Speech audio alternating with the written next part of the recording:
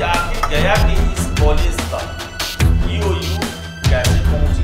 क्या वो लोग परीक्षा हॉल में 2 रूम में बैठ के चोरी करवा रहे थे? लगता है कि कोई बड़े नेता अफसर का जरूर हाथ होगा और उसको बचाने के लिए मुझे तो यही लगता है कि बलि का बकरा लगता है बनाया गया होगा। इतना हिम्मत एक टीचर को कहाँ से हो जाएगा? तो बीपीएससी का क्वेश्चन जो है वायरल कर दे या किसी को भेज दे फोटो खींच के, क्वेश्चन आया होगा बंडल में, तो क्या प्रिंसिपल को दे दिया हाथ में, सब लोग भाग गए वहां से क्या?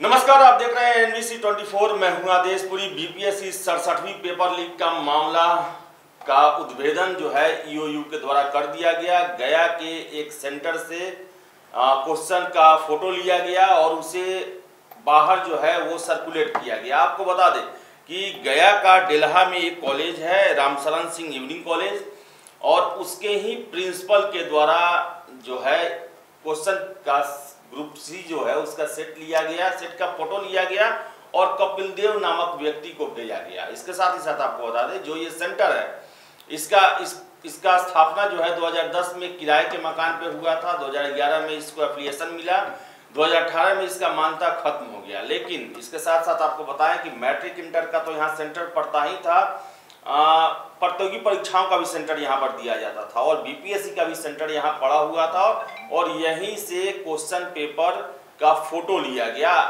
जो हम प्रश्न पिछले 48 दिनों से पूछ रहे थे ईओयू से कि आखिर कहाँ से प्रश्न पत्र वायरल हुआ, इस जगह का पता नहीं चला है और किसने किया ये पता नहीं चला है, तो उस प्रश्न का जवाब ईओयू के द्वारा आज अपने प्रेस रिलीज में दे दिया गया है। शक्ति कुमार हैं प्रिंसिपल और गया के डेल्हा के एक कॉलेज से जो है ये क्वेश्चन पेपर वायरल हुआ।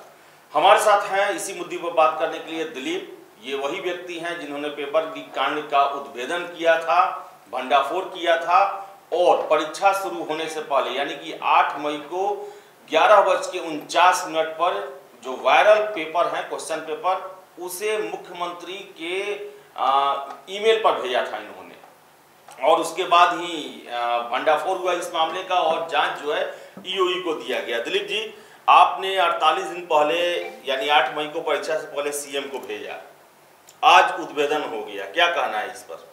देखिए, आज उद्भेदन हुआ है कि शक्ति कुमार नाम के जो आदमी है, जो प्रिंसिपल है उस प्राइवेट स्कूल या कॉलेज जो भी है उसके कॉलेज के, तो यहाँ पे सवाल अब ये उठता है कि ये आर्थिक अपराध इकाई की टीम ने जो इसका खुलासा किया है, आज गिरफ्तार भी वो हुए हैं, तो सेंटर पे क्वेश्चन कब पहुँचता है?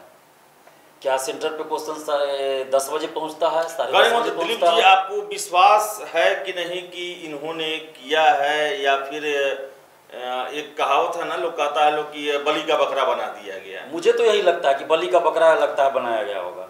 अगर इन्होंने फोटो खींच के भेजा भी है तो ये अकेला नहीं होंगे, इसके ऊपर कोई ना कोई बड़ा अफसर, काम कर बहुत बड़ा अफसर और नेता जरूर होगा। मैं बार बार इस बात को दोहराता हूँ कि बड़ा अफसर और नेता होगा तभी बीपीएससी का क्वेश्चन, इतना हिम्मत एक टीचर को कहाँ से हो जाएगा कि बीपीएससी का क्वेश्चन जो है वायरल कर दे या किसी को भेज दे फोटो खींच के।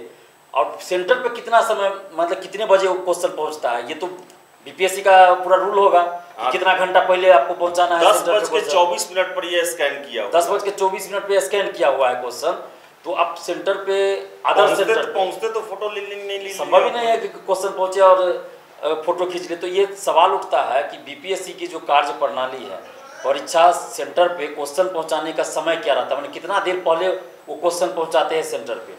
लेट तो हो सकता है किसी सेंटर पे, मान लीजिए ट्रैफिक जाम हो गया, कुछ हो गया, लेकिन उस समय से पहले तो क्वेश्चन नहीं पहुंचेगा, तो निश्चित है। तो ये तो मुझे भी नहीं पता है कि एग्जाम शुरू होने से 2 घंटा पहले कि 1 घंटा पहले क्वेश्चन सेंटर पे पहुंचता है। हम लोग तो बहुत बार जब बीपीएससी की परीक्षा देते हैं तो देखते हैं सेंटर पे रहते हैं, तो कभी 45 मिनट पहले, कभी आधा घंटा पहले क्वेश्चन देखते रहते हैं, जाते रहते हैं, गाड़ी आता है उस पर लगा रहता है बीपीएससी जाता है, हाँ लिखा रहता है।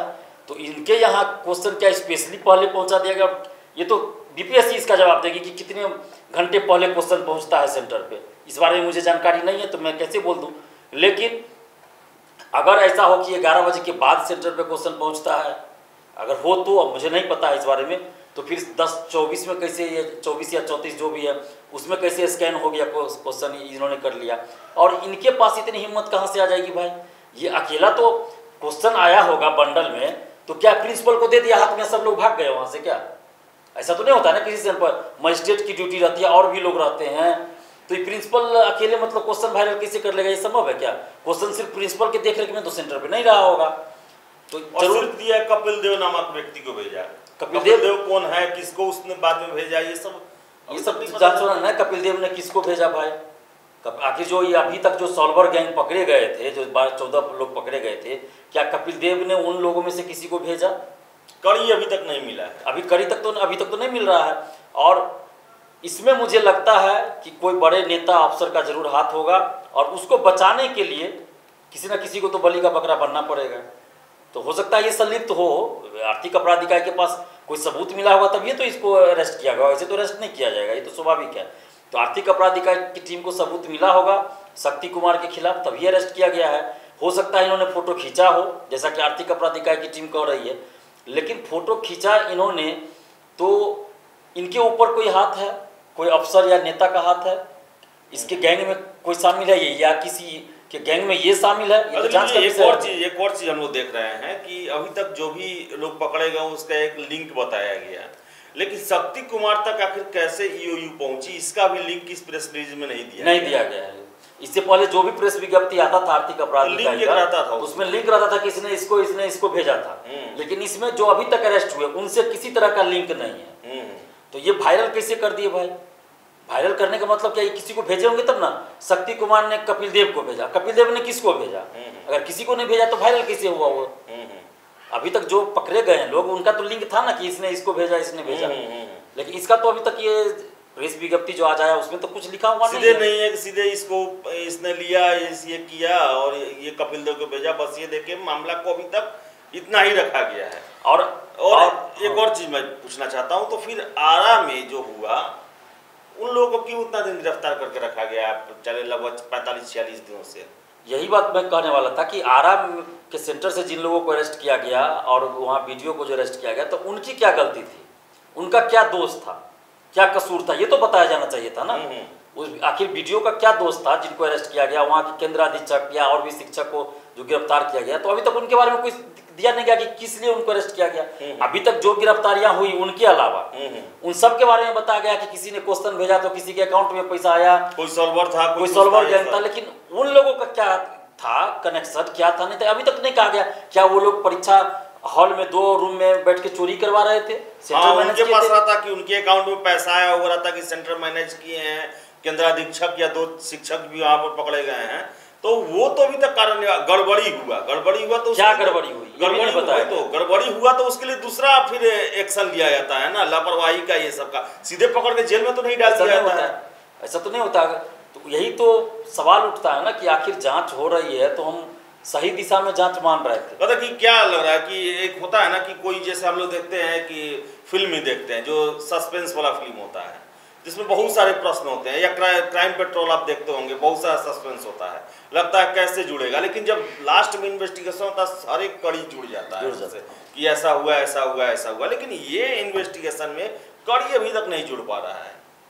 क्या लगता है पूरे इन्वेस्टिगेशन को लेकर आप क्या कर रहे हैं? ऐसा शुरू से आरोप लगता था कि इसमें जो है बड़ी मछली बचे रहेंगे, छोटे लोगों को फंसा दिया जाएगा, जो विशेषज्ञ हैं या रहमान सर ही बोला करते थे कि बाद में एक और आदमी को पकड़ लिया जाएगा, उसके ऊपर सारा ठिका फोड़ दिया जाएगा। ये बात सही है और ये हो भी रहा है। अभी तो ये बता दिया गया ना कि पेपर इसी ने आउट किया, फोटो खींचा, तब कहा जाएगा कि हम तो पता कर लिए कि पेपर आउट यहाँ से हुआ, लेकिन वो जो राजेश था, निशिकांत नाम का था, और भी लोग थे, राहुल सिंह था जो सीओ था, वो लोग के पास किसी ने क्वेश्चन भेजा?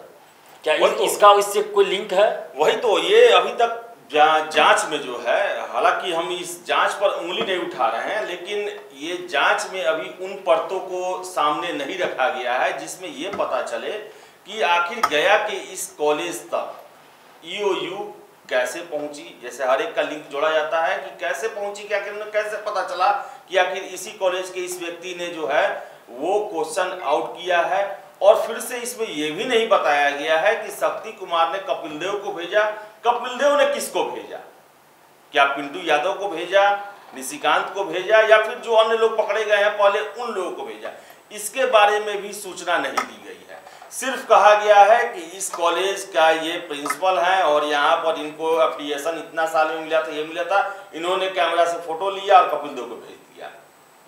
हो सकता है कि और सारी जानकारी जो है इन्वेस्टिगेशन को लेकर वो ना साझा कर रहे हो, लेकिन ये जानकारी जो है अभी गले से नीचे उतरने वाला नहीं है। हम मानते हैं कि ईओयू ने सही व्यक्ति को पकड़ा है, शक्ति कुमार ही क्वेश्चन वायरल करने वाले हैं, हम मानते हैं। लेकिन जो एक कड़ी मिलना चाहिए, जिसके इंतजार में छात्र बैठे हुए हैं कि आखिर पता तो चले कि आखिर बीपीएससी के क्वेश्चन सेटिंग में, क्वेश्चन एग्जाम प्रोसेस में सेंध आखिर कैसे लग गया। दिलीप ने भी प्रश्न उठाया कि 10-24 में ये फोटो लिया गया, आखिर एग्जामिनेशन सेंटर पर क्वेश्चन कब पहुंचता है। ये सबसे बड़ा एक मुद्दा है कि अगर 10-24 में लिया गया होगा तो ऐसा नहीं है क्वेश्चन उतरते ही प्रिंसिपल साहब उसका फोटो ले लिए होंगे। इसके लिए होगा कि बहुत पहले आया होगा, 15-20 मिनट पहले आया होगा और वैसे जगह पर लिया गया होगा जहां पर कोई ना हो, या फिर यह भी हो सकता है कि शक्ति कुमार के साथ और भी लोग संलिप्त हो जो कि साथ में मिलकर इन लोगों ने फोटो लिया हो। तो इन सब चीजों के बारे में कुछ नहीं कहा गया है, नहीं बताया गया है, जैसा कि हर एक इन्वेस्टिगेशन में बताया जाता है कि कैसे वहां तक पहुंचे और क्या क्या इनके खिलाफ साक्ष्य मिला। केवल प्रेस रिलीज में जारी करके ये कह दिया गया कि इनके पास मिला हुआ है। इसी कारण जो है अभी लोगों को, चाहे हमको भी, ये थोड़ा बड़ा ही अचरज लग रहा है कि आखिर जांच पूरा हो गया और सारी तथ्यों को नहीं रखा गया है। तो दिलीप हमारे साथ थे और जो भी आगे होगा प्रोसेस हम आपको जरूर बताएंगे। फिलहाल इस वीडियो में इतना ही, बहुत बहुत धन्यवाद।